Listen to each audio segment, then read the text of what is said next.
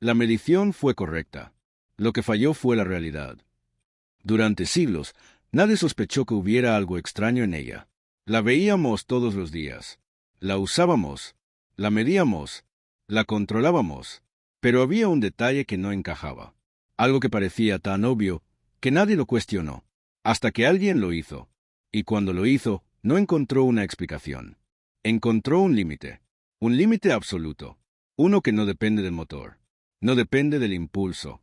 No depende del esfuerzo. Un límite que no se puede romper. No importa cuánto lo intentes. Y eso no era solo extraño. Era inaceptable. Porque si ese límite era real, entonces el universo no funcionaba como creíamos. Y lo más inquietante no es que exista un límite. Es que ese límite no tiene motivo aparente. Esto no es teoría. No es simulación. Fue registrado por instrumentos reales. Interferómetros. Detectores de precisión. Experimentos repetidos en distintos países. Resultados idénticos. Y si esto ocurrió, entonces una regla básica nunca fue segura. Durante décadas, asumimos algo casi infantil. Que si algo se mueve, puede moverse más rápido. Que si aumentas la energía, aumenta la velocidad. Que el universo no impone techos invisibles. Era una idea simple.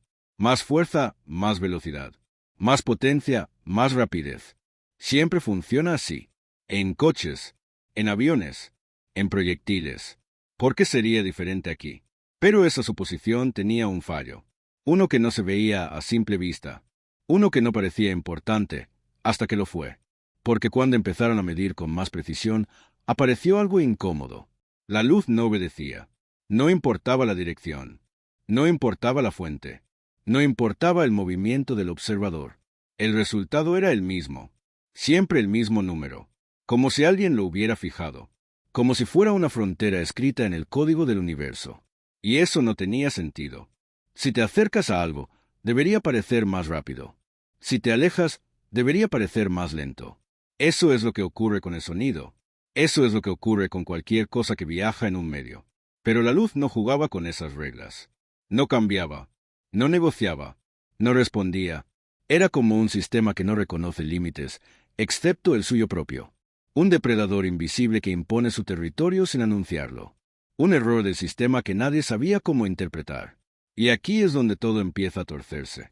Porque no era solo que la luz tuviera una velocidad concreta. Era que esa velocidad parecía inquebrantable. Intocable. Absoluta. Y si algo en el universo es absoluto, entonces algo más debe ser relativo. Pero aún no sabían qué. Y ese fue el verdadero problema. Porque cuando intentaron explicarlo usando la física clásica, todo encajaba, hasta que dejaba de encajar. Intentaron añadir un medio invisible. Un algo que transportara la luz. Un soporte. Un fondo. Un océano invisible por el que viajara. Pero cuando buscaron ese medio, no estaba. Y cuanto más lo buscaban, más desaparecía. Como una puerta que no debería abrirse. Y sin embargo, estaba abierta. El experimento fue preciso. El cálculo era sólido. La medición no tenía errores. Lo que fallaba era la intuición. Durante siglos pensamos que el tiempo era igual en todas partes, que el espacio era fijo, que la velocidad era algo que simplemente se suma. Pero si la luz tiene un límite que nadie puede superar, entonces el tiempo no puede ser rígido. El espacio no puede ser estable. La velocidad no puede comportarse como creíamos. Y eso era una amenaza silenciosa. No a la tecnología, no a la ingeniería, a la realidad misma. Porque si existe una velocidad que no puede superarse, no es solo un dato, es una frontera estructural, una línea que no puedes cruzar. No porque no tenga suficiente energía, sino porque el universo no lo permite. Y eso es profundamente inquietante, porque implica que el universo no es infinito en posibilidades. Tiene reglas ocultas, tiene topes invisibles, tiene zonas prohibidas. La luz no es solo algo que ilumina, es el guardián de esa frontera. Una frontera que nadie vio venir. Una frontera que nadie pidió. Y cuando finalmente alguien se atrevió a tomar ese límite en serio, no intentó romperlo. Intentó preguntarse qué significaba. Y esa pregunta fue más peligrosa que cualquier experimento. Porque si aceptas que la luz no puede ir más rápido, entonces debes aceptar que algo más está cambiando. Algo que siempre creímos fijo. Algo que nunca pensamos que pudiera doblarse. El tiempo. El espacio. la simultaneidad. Pero eso aún no lo sabían. Solo sabían que la medición era correcta y que la realidad estaba empezando a comportarse como un sistema que no reconoce nuestras expectativas. Un sistema que no avisa antes de romper tus certezas. Y lo más inquietante no era el número, era el silencio que dejaba detrás.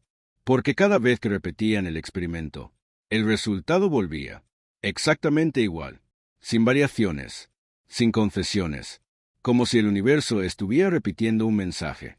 Hasta aquí.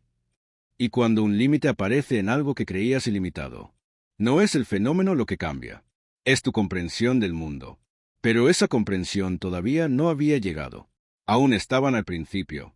Aún pensaban que era un detalle técnico. Aún creían que podían ajustar una ecuación y resolverlo. No sabían que estaban frente a una frontera que no solo limita la velocidad, limita lo que puede existir. Y esto solo fue el principio. Durante un momento, pareció que todo tenía solución. No era necesario destruir la física. No era necesario tocar el tiempo. No era necesario doblar el espacio. Bastaba con encontrar el medio. En teoría, esto funciona como el sonido. El sonido necesita aire. Si no hay aire, no viaja. Así que la lógica era simple. Si la luz viaja, debe hacerlo a través de algo. Un océano invisible. Un fondo estático. Un soporte universal. Lo llamaron éter. No era fantasía. Era una necesidad matemática. Porque si la luz siempre tiene la misma velocidad, entonces debe existir un marco absoluto. Un lugar desde el cual esa velocidad se mide realmente. Como un río. Si caminas a favor de la corriente, avanzas más rápido. Si caminas en contra, más lento. Pero si la luz era constante, entonces debía existir esa corriente.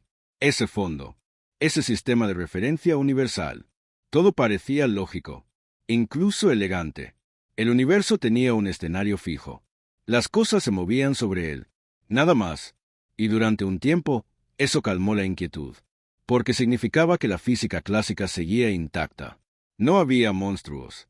No había paradojas. Solo una sustancia invisible que aún no habíamos detectado. Una puerta que no debería abrirse, pero que todavía parecía cerrada. Entonces decidieron medirla. No con opiniones. No con filosofía. Con precisión. Construyeron un instrumento diseñado para detectar el movimiento a través de ese éter. Un dispositivo que comparaba velocidades en direcciones distintas. Si la Tierra se movía a través de ese océano invisible, la luz debería comportarse diferente según la dirección. Era inevitable. Según la física clásica, esto no debería ser un problema. Pero la medición dijo otra cosa. Nada cambió. La velocidad fue la misma. En todas las direcciones. En todos los momentos. Como si el éter no existiera. Como si el universo no tuviera fondo. Y aquí empezó lo incómodo. Porque ahora no era solo una curiosidad experimental. Era un conflicto estructural. Si el éter no estaba, entonces no había corriente. Si no había corriente, entonces la constancia de la luz no tenía soporte. Y si no tenía soporte, entonces no era un efecto del medio. Era una propiedad fundamental. Y eso era mucho más peligroso. Intentaron ajustar el modelo. Tal vez el éter se arrastraba con la Tierra. Tal vez se contraía. Tal vez interactuaba de formas extrañas. Cada parche parecía razonable. Cada ajuste parecía pequeño. Nada radical. Nada amenazante. Pero cada solución generaba una nueva contradicción. Era como intentar sellar una grieta que se multiplicaba. La metáfora seguía siendo la misma. Una puerta que no debería abrirse. La física clásica decía que la puerta estaba cerrada. Las mediciones mostraban que estaba abierta. Y nadie sabía quién tenía razón. Durante años, la comunidad científica intentó salvar la estructura antigua. Porque lo que estaba en juego no era solo una velocidad. Era la idea de espacio absoluto. Tiempo universal. Simultaneidad compartida. Imagina esto. Dos eventos ocurren al mismo tiempo en lugares distintos. En la física clásica, eso es objetivo. Universal. Indiscutible. Pero si la velocidad de la luz es la misma para todos, entonces la simultaneidad no puede ser absoluta. Porque para mantener constante esa velocidad, algo tiene que ajustarse. Y ese algo no puede ser la luz. Entonces, ¿qué se ajusta? Aquí es donde la explicación falsa empieza a agrietarse. Durante un tiempo, se introdujeron correcciones matemáticas. Contracciones en la dirección del movimiento. Ajustes en el tiempo local. Pequeñas modificaciones, como si el universo hiciera trucos para mantener la ilusión. Pero esas correcciones no eran explicaciones, eran síntomas, intentos de evitar la conclusión evidente, que el escenario mismo no era fijo, que el fondo no era estable, que la puerta no solo estaba abierta, nunca existió, y sin embargo, aún parecía controlable, porque todavía se hablaba en términos clásicos, todavía se pensaba que el problema era técnico, que faltaba una variable, que bastaba con mejorar la medición. Pero cada experimento repetía lo mismo. La luz no obedecía la suma de velocidades. No se aceleraba cuando el observador corría hacia ella. No se desaceleraba cuando se alejaba. Era indiferente, como si la velocidad no dependiera del movimiento relativo. Y eso destruye una intuición básica, porque todo en nuestra experiencia diaria depende del movimiento relativo. Todo menos esto. La falsa explicación seguía intentando mantener la puerta cerrada. Decía, debe haber un marco oculto. Debe existir un sistema privilegiado. Debe haber una referencia absoluta. Pero las mediciones no lo encontraban. Y lo más inquietante no era la ausencia del éter. Era la consistencia del límite. Siempre el mismo número. No importa cómo lo mires. No importa desde dónde. Eso no es comportamiento de una onda en un medio. Es comportamiento de una regla estructural. Y si es estructural, entonces el espacio y el tiempo no son independientes. Pero esa idea todavía parecía excesiva, radical, innecesaria. Así que siguieron intentando mantener la explicación clásica viva, como si el problema fuera pequeño, como si bastara con ajustar la metáfora. Pero cada intento añadía complejidad, más hipótesis, más excepciones, más contradicciones. La física clásica empezaba a parecer un edificio lleno de refuerzos improvisados. Y la puerta que no debería abrirse ya no solo estaba abierta, estaba mostrando lo que había detrás. Un espacio que no era fijo, un tiempo que no era universal, pero aún no lo aceptaban, porque aceptar eso implicaba algo impensable, que la realidad no funciona como una plataforma rígida, sino como algo que se adapta, que se curva, que se transforma para mantener un límite. Y hasta aquí, aún parecía controlable. Aún parecía una anomalía técnica. Aún parecía un detalle matemático. Pero lo que venía después no podía arreglarse con parches. Porque el siguiente paso no sería ajustar la física clásica. Sería reemplazarla. Y cuando eso ocurriera, la puerta dejaría de ser una metáfora. Se convertiría en un abismo. La primera grieta no fue filosófica. Fue instrumental. No vino de una idea brillante. Vino de un interferómetro, un dispositivo diseñado para medir diferencias minúsculas en el tiempo que tarda la luz en recorrer dos trayectorias perpendiculares. Si la Tierra se movía a través del éter, una dirección debería mostrar una ligera variación, una diferencia microscópica, pero suficiente, suficiente para detectar el movimiento absoluto. El instrumento era sensible, extremadamente sensible, y lo que registró fue simple. Nada, no hubo desplazamiento. No hubo variación. No hubo señal del supuesto océano invisible. El resultado fue plano.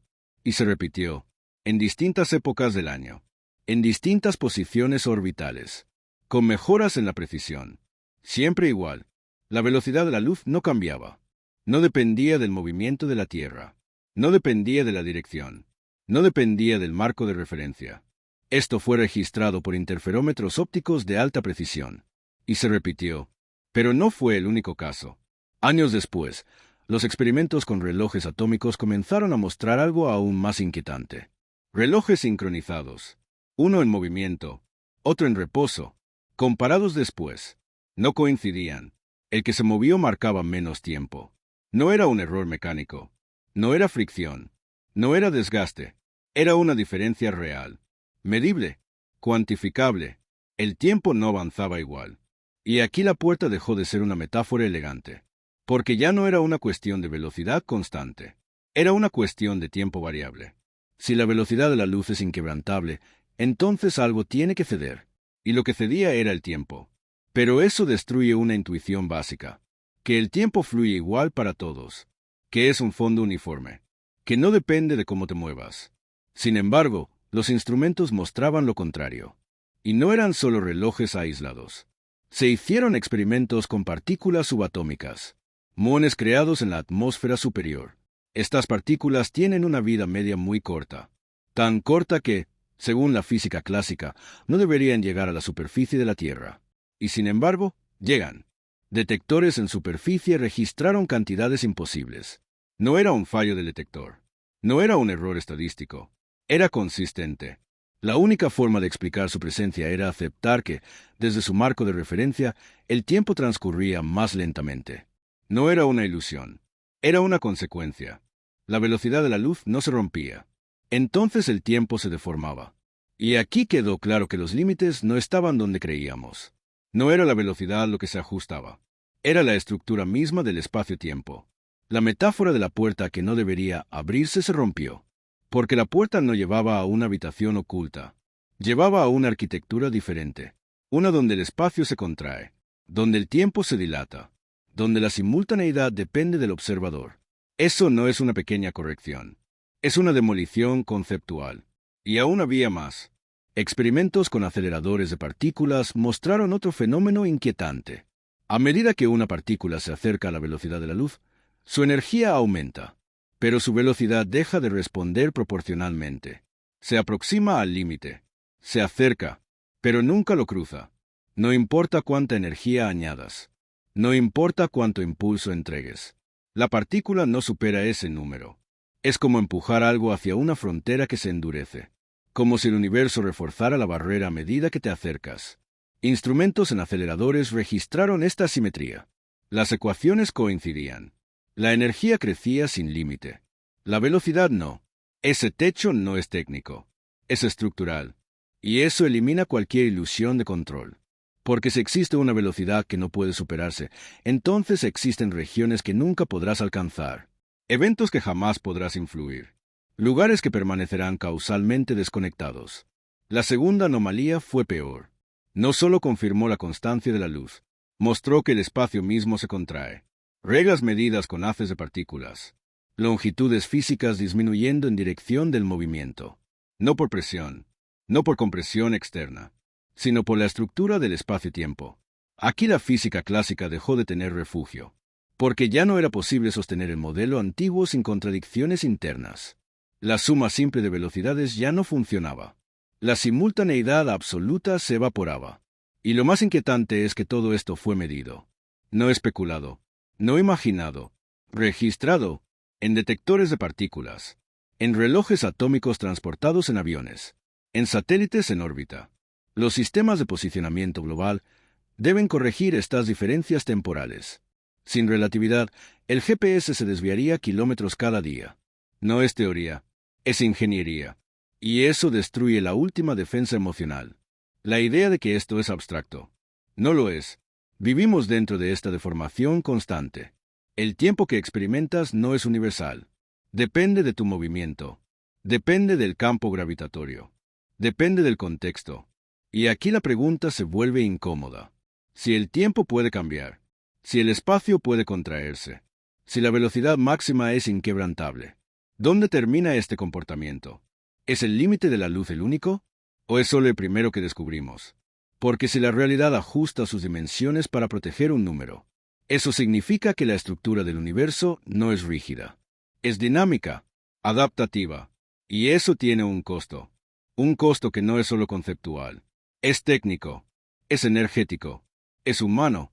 Porque entender este límite no fue gratis. Ni intelectual ni experimentalmente.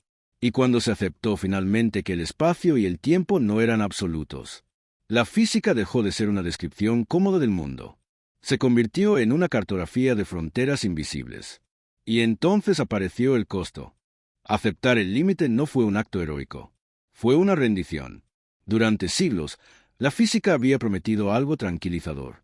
Si entiendes las reglas, puedes preverlo todo. Si conoces las fuerzas, puedes calcular el resultado. Si aumentas la energía, aumentas el efecto. Pero el límite de la luz rompía esa narrativa. No importa cuánto empujes. No importa cuánto aceleres. Hay una frontera que no cede. Y aceptar eso significó aceptar algo más profundo. Que la realidad no está diseñada para cumplir nuestros deseos de continuidad. El primer costo fue conceptual. Se tuvo que abandonar la idea de tiempo universal. Eso no es una corrección pequeña. Es una amputación. El tiempo dejó de ser el escenario común de todos los eventos. Se volvió relativo, dependiente, flexible. Dos observadores pueden no coincidir en lo que ocurre al mismo tiempo. Y ambos tener razón. Eso no solo complica la física, complica la intuición humana, porque toda nuestra experiencia cotidiana depende de la sincronización. Ahora imagina un universo donde esa sincronización no es absoluta, donde el orden puede variar según el movimiento. Ese fue el precio intelectual. Pero no fue el único. Algunos avances no se lograron con inteligencia, sino con sacrificios. La confirmación experimental de la relatividad exigió décadas de precisión extrema, instrumentos más sensibles, aceleradores más potentes, colisiones a energías impensables. Y esas máquinas no eran inofensivas. Eran enormes, costosas, energéticamente voraces. Se construyeron túneles kilométricos bajo tierra. Se desviaron presupuestos nacionales. Se asumieron riesgos tecnológicos, no porque fuera conveniente, sino porque había que saber. Porque cuando la realidad muestra una grieta, la curiosidad no se detiene. El segundo costo fue técnico. Aceptar el límite implicó rediseñar toda la física moderna. La energía dejó de ser solo movimiento. Se convirtió en algo intercambiable con la masa. La famosa ecuación no fue una frase inspiradora. Fue una advertencia. Si masa y energía son equivalentes, entonces la materia contiene una cantidad inmensa de energía latente. Y esa comprensión tuvo consecuencias. No todas fueron pacíficas. No todas fueron científicas. El límite de la luz no solo reescribió ecuaciones. Abrió la puerta a tecnologías capaces de liberar energía contenida en la estructura misma de la materia. Y aquí aparece el paradoxo. El mismo fenómeno que impide superar una velocidad permite liberar cantidades inimaginables de energía. El problema no desapareció. Solo aprendimos a convivir con él. Porque el límite no es una barrera arbitraria. Es una condición estructural. Sin él, el universo sería caótico. Sin él, la causalidad podría romperse. Sin él, los eventos podrían influirse sin orden. El límite protege a algo, pero también limita a algo. Protege la coherencia, limita la posibilidad. Y esa dualidad es incómoda, porque la relatividad no es una teoría que embellece el universo. Es una teoría que lo restringe. Nos dice que hay regiones que jamás podremos alcanzar, que hay eventos que nunca veremos, que hay información que nunca recibiremos, no por falta de tecnología, sino por diseño estructural. Eso es duro, porque durante siglos creímos que el progreso eliminaba límites, pero este no, este permanece, inmutable, incluso cuando enviamos sondas al espacio profundo, incluso cuando aceleramos partículas casi a su velocidad. El número sigue ahí, intocable, y entonces aparece la última incomodidad. Si el tiempo puede dilatarse, si el espacio puede contraerse, si la simultaneidad depende del observador, entonces nuestra experiencia cotidiana es solo un caso particular, una aproximación lenta, una simplificación conveniente. Vivimos en una zona donde los efectos son pequeños, pero no inexistentes. Cada satélite que orbita la Tierra experimenta una diferencia temporal. Cada señal GPS se corrige. Cada cálculo orbital incorpora relatividad. No es opcional, es obligatorio. La tecnología moderna funciona porque aceptamos que el tiempo no es rígido. Y eso significa que el límite de la luz no es una curiosidad cósmica. Es una condición diaria. Vivimos dentro de una estructura que se ajusta para mantener un número constante. Y ese ajuste no es visible. No se siente, no se percibe. Pero está ahí, operando en silencio, como una frontera que nadie puede cruzar. El precio final no fue perder una teoría, fue perder la comodidad. La idea de que el universo es intuitivo. La idea de que la experiencia humana es suficiente para comprenderlo. La relatividad nos obligó a aceptar que la realidad puede ser coherente, sin ser intuitiva. Y ahí está el verdadero paradoxo. El mismo límite que impide viajar más rápido que la luz hace posible que el universo tenga estructura, que exista causalidad, que el orden no se rompa. El límite restringe, pero también sostiene. Destruye una ilusión, pero preserva una coherencia. La ciencia no separa peligro y beneficio. A menudo son la misma cosa, en distintas dosis. El límite de la luz nos quitó la fantasía de velocidad infinita, pero nos dio un universo consistente. Nos impidió cruzar ciertas fronteras, pero evitó que el caos lo invadiera todo. Y esa es la verdad incómoda. No descubrimos que la luz tiene un límite. Descubrimos que nosotros lo tenemos. Nuestra intuición, nuestra percepción, nuestra idea de simultaneidad. La frontera no está en el espacio. Está en nuestra comprensión. Y lo inquietante no es que exista un límite absoluto. Es que la realidad se reorganiza para protegerlo. Si este tipo de fallos de la realidad te incomodan, este canal no es casualidad.